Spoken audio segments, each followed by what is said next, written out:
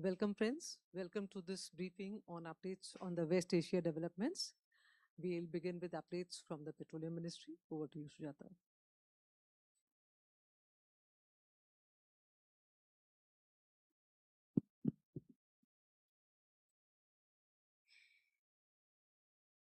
नमस्कार।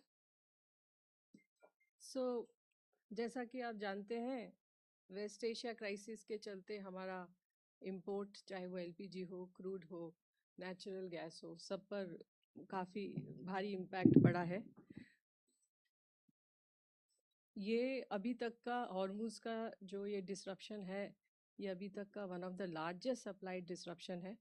खासकर इसलिए क्योंकि दुनिया का 20% एनर्जी यहीं से जाता है, और अगर भारत के संबंध में देखें तो हमारे ऊपर भी इसका काफ़ी इम्पैक्ट है, क्योंकि हमारा जो क्रूड है लगभग 40% इसी एरिया से आता है। 90% हमारा इंपोर्ट का एलपीजी भी यहीं मिडिल ईस्ट से है, और नेचुरल गैस भी लगभग 65% of our imports come from this area. इसके चलते डोमेस्टिक मार्केट, इंटरनेशनल मार्केट में काफ़ी प्राइस वॉलेटिलिटी भी है, सप्लाई का भी इम्पैक्ट है, जैसा मैंने अभी बताया। अगर इंटरनेशनल प्राइस हम देखें क्रूड के, तो जो $70 के आसपास थे पर बैरल 2 महीने पहले, वो अब लगभग $120 पर बैरल पर है। अगर हम एलपीजी की बात करें तो एलपीजी जो हम लगभग $780 पर टन के हिसाब से सऊदी सीपी है। इस सब के चलते हमारी ऑयल मार्केटिंग कंपनीज को भी नुकसान है, और भारत सरकार ने ये कोशिश की अभी तक कि कोई प्राइस इंक्रीज़ ना हो, और इसके लिए एक्साइज ड्यूटी भी कम की। जैसा कि पहले एक प्रेस कॉन्फ्रेंस में और आपको ऑलरेडी बताया जा चुका है कि इस एक्साइज ड्यूटी का इम्पैक्ट भी लगभग 14,000 करोड़ हर महीने का है। भारत सरकार ने इसके अलावा और भी बहुत सारे कदम लिए, जैसे कि तुरंत रिफाइनरीज़ के अंदर एलपीजी प्रोडक्शन को इंक्रीज़ करना। इसके अलावा पीएनजी कनेक्शंस को कैसे प्रमोट करना, नेचुरल गैस को भी कैसे डोमेस्टिक जो आपका कंज्यूमर है, हाउस होल्ड, उसके लिए ट्रांसपोर्ट के लिए 100% करना। जब ये किया गया तो इसके साथ ही जैसे रिफाइनरीज़ को जितना नेचुरल गैस मिल रहा था उसका 65% उनको शुरू में मिला। हमारे फर्टिलाइज़र प्लांट्स को भी धीरे धीरे बढ़ाया गया, और अब लगभग 98% तक उनकी सप्लाई इंश्योर की गई है। इन सब के बावजूद भारत सरकार की ये कोशिश रही है कि हमारा जो घरेलू उपभोक्ता है, जो गृहिणी है, उसको गैस की कोई किल्लत ना हो, और चाहे वो पीएनजी है, चाहे वो हमारा डोमेस्टिक एलपीजी है। तो भारत सरकार की कोशिश थी कि कोशिश है इनफैक्ट कि प्राइस स्टेबल रहे और सप्लाईज भी स्टेबल रहें।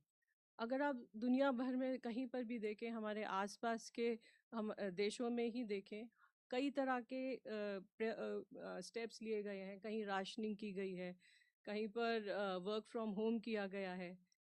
इनफैक्ट अगर आप डेवलप कंट्रीज़ देखें, चाहे जर्मनी है, चाहे फ्रांस है, चाहे यूके है, पेट्रोल का दाम अगर देखें तो 200 रुपये पर लीटर के आसपास है। अगर अपने देश में आप देखें तो ये लगभग 94 रुपये 77 पैसे है। तो ये सारी कोशिश कर कर भारत सरकार की यही मंशा रही कि जो हमारा घरेलू उपभोक्ता है उसको प्रोटेक्ट किया जाए।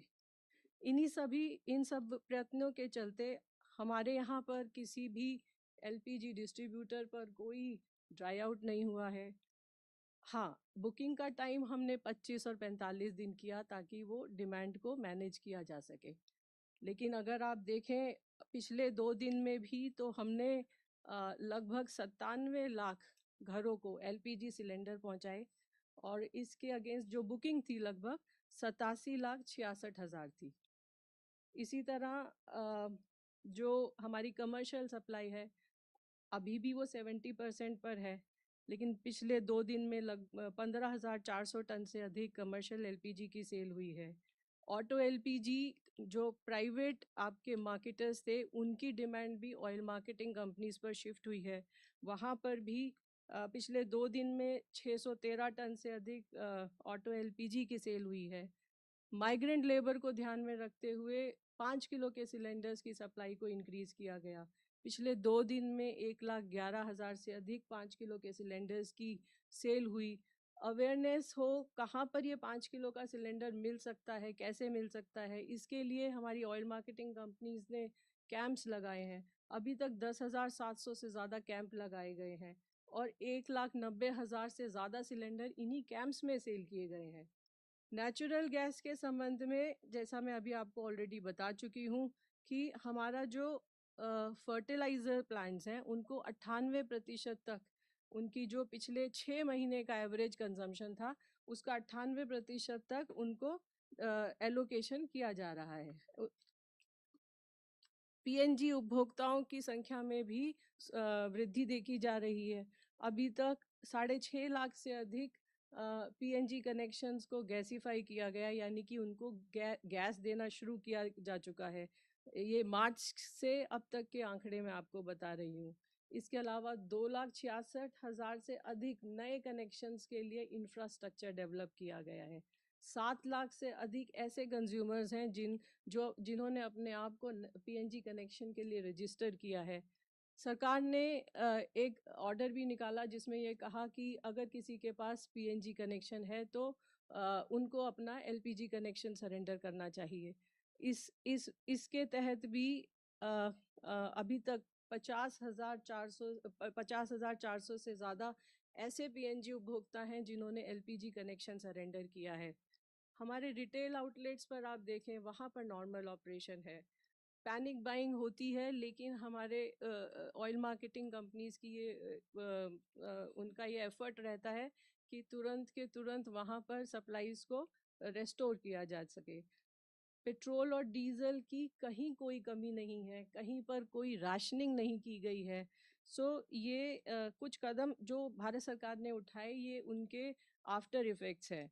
रिफाइनरीज़ को आप देखें वो ऑप्टिमम कैपेसिटी पर ऑपरेट कर रही हैं। हमारी जो क्रूड इन्वेंट्रीज़ हैं वो सफिशिएंट हैं। इसके अलावा जब कमर्शियल आप जानते हैं जब हमने एलपीजी को मैक्सिमाइज़ किया तो पेट्रोकेमिकल्स पर अफेक्ट हुआ, लेकिन सप्लाई चेन डिस्टर्ब ना हो, फार्मा को, पेंट को, केमिकल सेक्टर्स को वो उनकी जो मिनिमम रिक्वायरमेंट्स हैं वो हम दे पाएँ। इसके लिए C3 C4 मॉलिक्यूल्स का एलोकेशन इन सेक्टर्स के लिए भी किया गया। 9 अप्रैल से लेकर अभी तक 13,150 टन से अधिक प्रोपिलीन और 1970 टन से अधिक बेंजाइल एक्रिलेट हमारी ऑयल मार्केटिंग कंपनीज और उनकी रिफाइनरीज के द्वारा बेची गई हैं। इसके साथ ही ये भी प्रयास रहा कि कहीं पर कोई होर्डिंग या ब्लैक मार्केटिंग ना हो पाए। स्टेट्स से भी रिक्वेस्ट की गई, स्टेट्स की जो टीम्स हैं वो हमारी ऑयल मार्केटिंग कंपनीज की टीम के सहयोग के साथ लगातार काम कर रही हैं। कल भी लगभग 200 जगह पर सरप्राइज इंस्पेक्शंस रेड हुए हैं। हमारी ऑयल मार्केटिंग कंपनीज भी लगातार सरप्राइज इंस्पेक्शन कर रही हैं। कल पिछले 2 दिनों में लगभग 41 डिस्ट्रीब्यूटर्स को शो कॉज नोटिस दिए गए हैं। लगभग 12 डिस्ट्रीब्यूटर्स पर पेनल्टी लगाई गई है और एक डिस्ट्रीब्यूटर को सस्पेंड भी किया गया है। इन मेरा ये सब बताने का उद्देश्य यही है कि जनता से मैं ये रिक्वेस्ट कर सकूं कि हमारे पास सप्लाईज अवेलेबल हैं, इसलिए आप अफवाहों पर विश्वास न करें, अपनी ज़रूरत के अनुसार ही ईंधन क्रय करें। धन्यवाद। Thank you, Sujata. Over to Upeshji for shipping updates. Thank you, ma'am. Good afternoon, everyone. The Ministry of Port, Shipping and Waterways continues to coordinate with the Ministry of External Affairs, Indian missions, and maritime stakeholders to ensure seafarer welfare and uninterrupted maritime operations. All Indian seafarers in the region are safe, and there is no incident involving Indian flag vessel reported in the past 48 hours. No incident involving foreign vessel with Indian seafarers also has not been reported in the past 48 hours. The control room set up at DG Shipping has handled about 8,737 calls and more than 19,314 emails since activation. And in the past 48 hours, A total of 167 calls and 582 emails have been received. The Ministry, through the Directorate General of Shipping, has facilitated the safe repatriation of more than 3,019 Indian seafarers so far, including 20 in the last 48 hours from various locations across the Gulf region. Port operations across India remain normal and no congestion has been reported. Thank you. Thank you, Pejji. Over to you, Randirji, for MEA updates.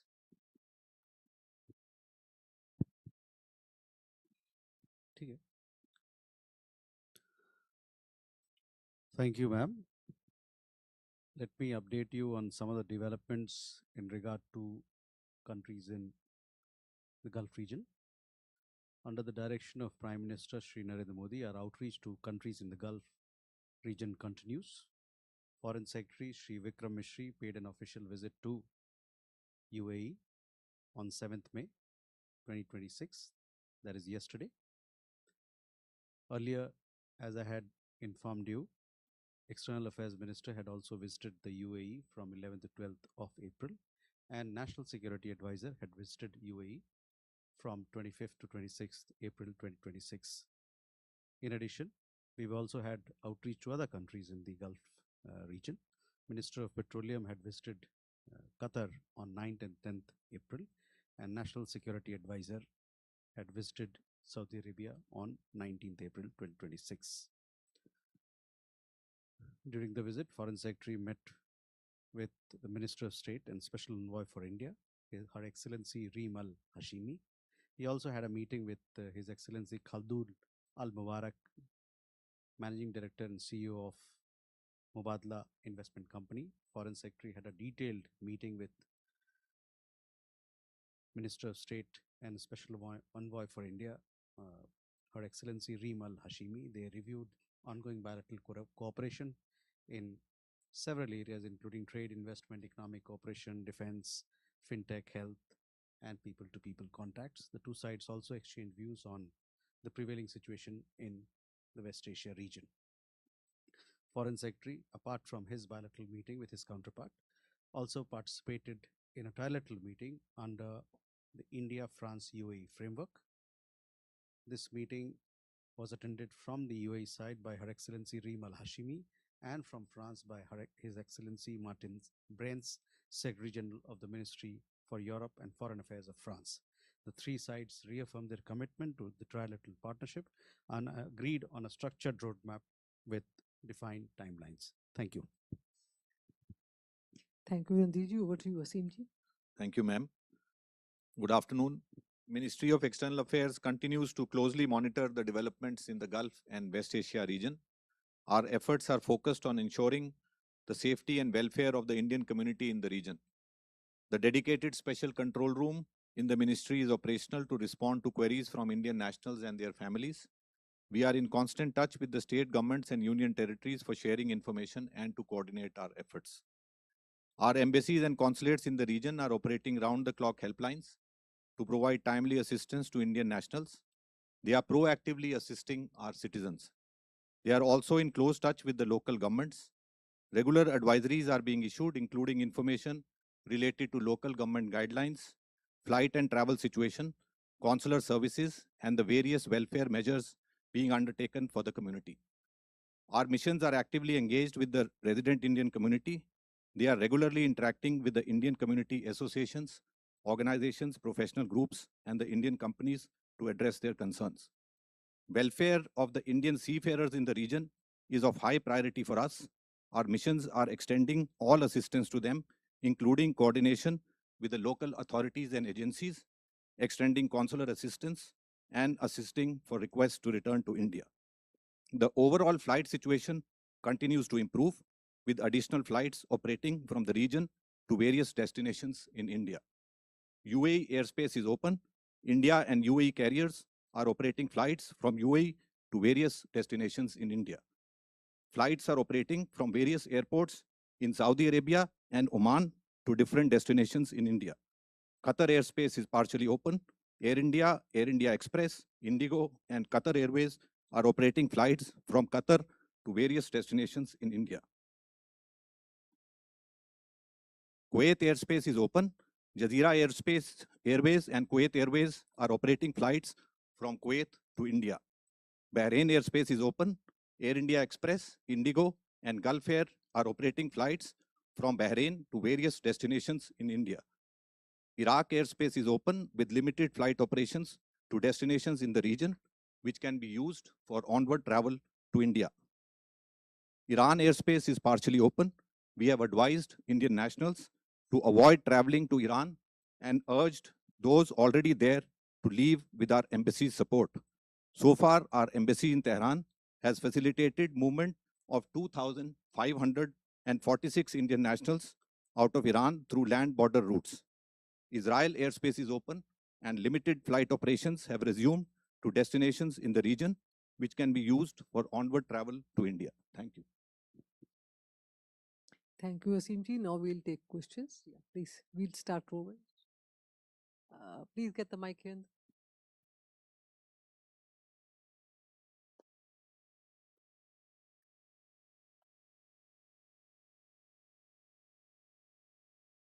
Thank you. Amar Zaidi from PTI. My question is to MOPNG. You choose your words very carefully, and you noticed this for the past 1.5 months. You have maintained in your briefing today that the government has so far endeavored to keep prices stable. Does that stability extend in future as well, or are you preparing ground for a price increase? Related to that, the IMF official earlier this week advocated that the countries like India should pass on the increased energy cost to consumers.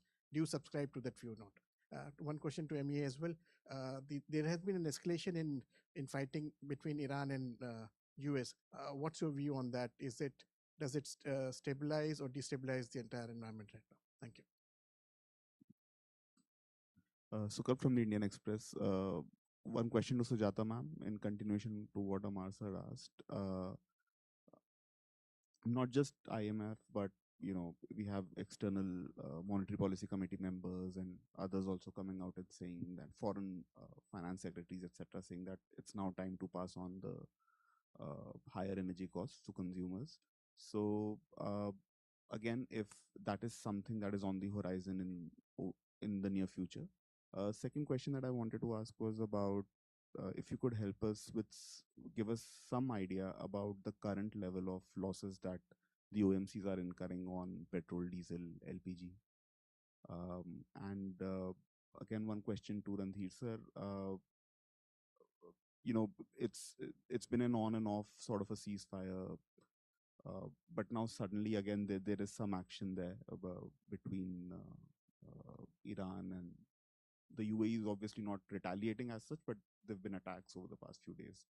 So with a limited view on getting our ships out of the region, how has the situation been evolving? Does it complicate the situation for us? Thank you.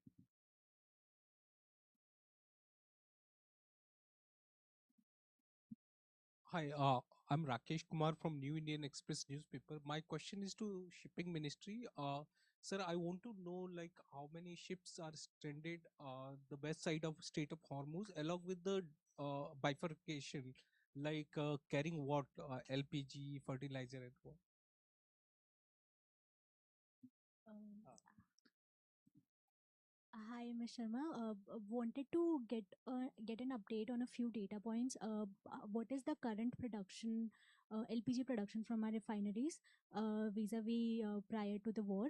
And secondly, if you can give us data on of the total cooking fuel consumption of India, what is the percentage of LPG and PNG that we consume?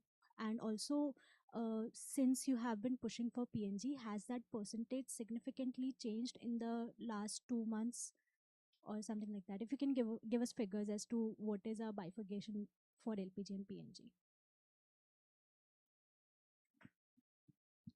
Hi, Tvesh from Economic Times. Um, Sir, can we get an assessment or can we get some clarity on what is India's assessment of the situation right now in West Asia, whether we consider it safe for our vessels to pass right now or not? And ma'am, my second question is regarding some instances of companies, especially cab aggregators, claiming that there is a shortage of fuel, because of which cab fares are also going up. So since the government maintains that there has been no increase in prices of natural gas, and that there is no shortage of gas as well for compressed natural gas, will the government take any action against those companies claiming a shortage and maybe profiteering from the situation? Dhruvaksh from Business Standard. My question is for Upesh, sir. So one is we've seen a large increase in bunkering costs for vessels over the past 1.5 months in tandem with the overall fuel prices across the globe, various fuel prices. One I wanted to understand is what has been the impact on shipping lines, whether it be global shipping lines operating in India or Indian shipping lines. And second, is there any sort of strategy in terms of Indian vessels which are going across the world with Indian cargo in terms of bunkering? Because there are different prices at different bunkering ports across the globe. So is there a strategy around bunkering of vessels, given that prices have been up, even though they've softened a bit now? Second is that there have been reports that there are around 40 vessels with India-bound cargo that are currently stuck in the Strait of Hormuz, of which 13, I'm assuming, are Indian flagged vessels.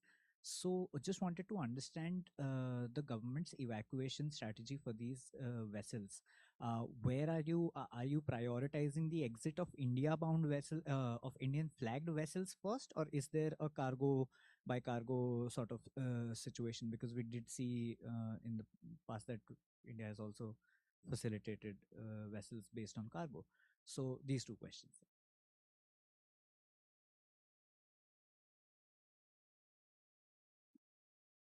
So the first I will come to LPG production. So right now it is in the range of 46,000 ton per day. Earlier it was 34,000 ton. If you see in a normal market, around 86-87% of our consumption is actually domestic, and the rest is your commercial, bulk, auto LPG. Regarding the prices, I have tried to explain that कि जो हमारी oil marketing कंपनियां हैं वो बाजार से महंगा कच्चा तेल, गैस और एलपीजी खरीद रही हैं, लेकिन जो हमारे उपभोक्ता हैं उनको प्रोटेक्ट करने के लिए वो सस्ते दामों पर बेच रही हैं। अब इसका इम्पैक्ट उनके फाइनेंसिस पर होता है, और इसी इम्पैक्ट को कम करने के लिए भारत सरकार ने एक्साइज ड्यूटी भी कम की, और जिसके चलते लगभग 14,000 करोड़ का जो भार है वो पर मंथ, हर महीने, वो भारत सरकार के ऊपर भी है। इसके अलावा भी ऑयल मार्केटिंग कंपनीज को अंडर रिकवरी हो रही है, चाहे वो पेट्रोल है, चाहे डीजल है, चाहे वो एलपीजी है। और एक बात और जो समझने की है कि जो ये कंपनियां कमाती हैं उसी से वो अपना बिजनेस भी करती हैं और कच्चा तेल खरीदती हैं और फिर उसको साफ कर बाज़ार में बेचती हैं, घरेलू बाज़ार में। इसके अलावा अगर आप ऑयल मार्केटिंग कंपनीज देखें, चाहे वो अपस्ट्रीम है, मिड स्ट्रीम है या डाउन स्ट्रीम है, हर साल लगभग 1.5 लाख करोड़, 1,30,000 करोड़ से लेकर लगभग 1,50,60,000 करोड़ तक कैपेक्स करती है। तो ये वो पैसा है जिसके द्वारा ये नए प्लांट लगाती हैं, नए इंफ्रास्ट्रक्चर डेवलप करती हैं। आप जानते हैं हमारे यहाँ राजस्थान में Barmer refinery 9 million metric tonne यानी कि 90 करोड़ टन हर साल कच्चा तेल साफ करने की क्षमता है इस रिफाइनरी के अंदर। इसी तरह हमारे पास एक इंडियन ऑयल की रिफाइनरी है पानीपत, वो आज की तारीख में 1.5 करोड़ टन पर साल हर साल रिफाइन करती है। उसका एक्सपेंशन हो रहा है लगभग 2.5 करोड़ टन हर साल की क्षमता पर। अगर आप नॉर्थ ईस्ट में देखें, नुमालीगढ़ रिफाइनरी है, वो भी 3 मिलियन मेट्रिक टन से 9 मिलियन मेट्रिक टन एक्सपेंशन हो रहा है। तो इसी तरह एक बात और कि ये क्यों हमारे लिए ज़रूरी है, ये हमारे लिए इसलिए ज़रूरी है कि जो हमारी रिफाइनिंग कैपेसिटी है, लगभग हम जो है दुनिया के चौथे सबसे बड़े रिफाइनर हैं। इसने भी हमारे बाज़ार को ये जो प्राइस राइज था इससे काफ़ी हद तक बचाने में हमारी हेल्प करी है। लेकिन इस सब के बावजूद मैं यही कहूँगी कि भारत सरकार की ये कोशिश रही है कि प्राइस स्टेबल रहे और अभी तक कोई प्राइस इंक्रीज नहीं किया गया है। इसके अलावा एक प्राइस था सीएनजी के ऊपर। सो सीएनजी एक ऐसा, अगर आप पेट्रोल, डीजल और एलपीजी देखें तो ये एक ऐसा मार्केट है जो कंप्लीटली डोमिनेटेड है बाय पब्लिक सेक्टर कंपनीज। चाहे हमारा वो आईओसीएल हो, एचपीसीएल हो या बीपीसीएल हो, ये घरेलू मार्केट का एक बहुत बड़ा हिस्सा डोमिनेट करते हैं। लेकिन अगर आप नेचुरल गैस में जाएं तो जो सीजीडीज हैं उसमें बहुत सारे प्राइवेट प्लेयर्स भी हैं। मुझे नहीं पता वो क्या इशू आपका है, अगर आप हमें वो बताएंगे तो we will definitely look into that. और कोई भी अगर माल प्रैक्टिस कहीं पर भी हो रही है तो उसके खिलाफ जरूर एक्शन लिया जाए।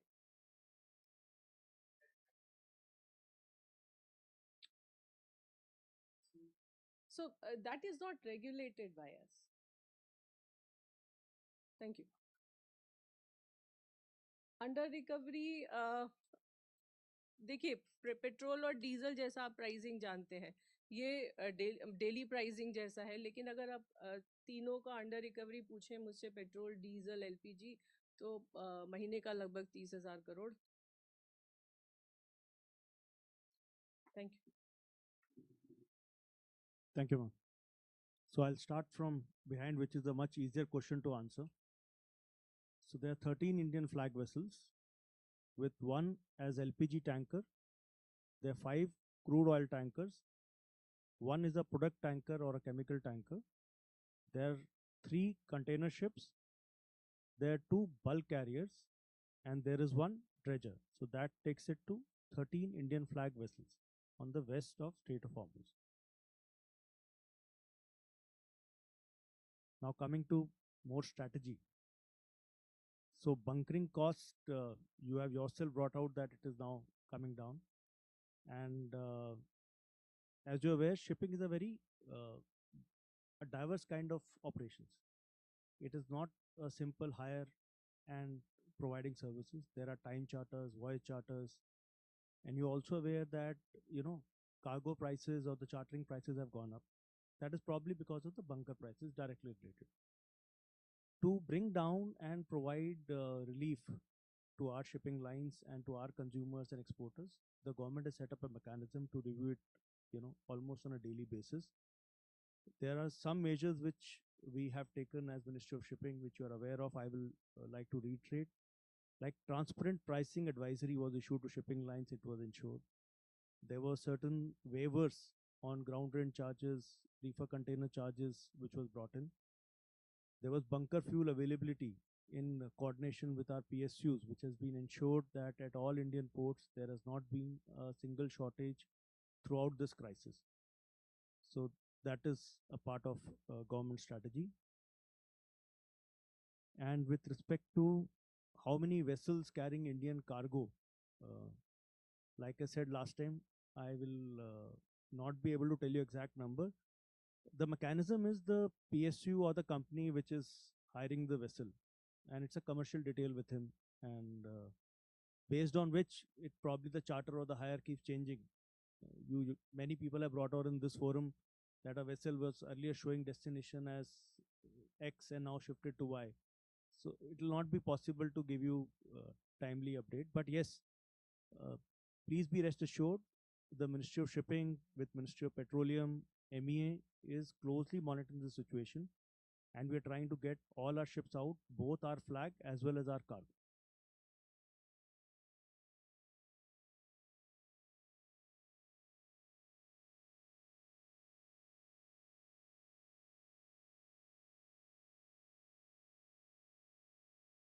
So I will definitely take a feedback, but I would like to tell you, as we are doing a press conference here, there is a high level review already happening at the level in the ministry to look at all these issues. So we are cognizant of this issue, and we regularly update both with stakeholders, shipping lines, and the industry.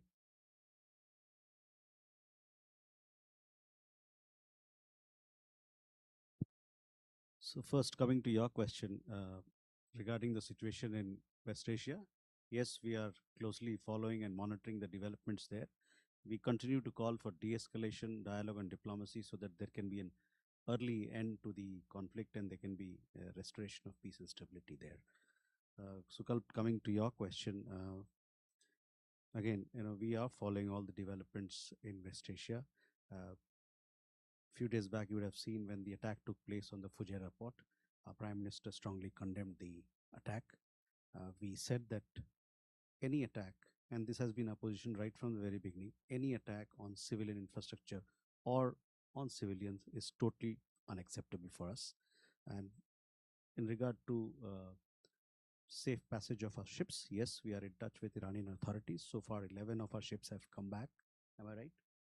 And the rest 13 of Indian flagged vessels are still there, and they'll be hopefully we are in touch with the Iranian authorities, and hopefully we can also have them safely exit Hormuz. Thank you.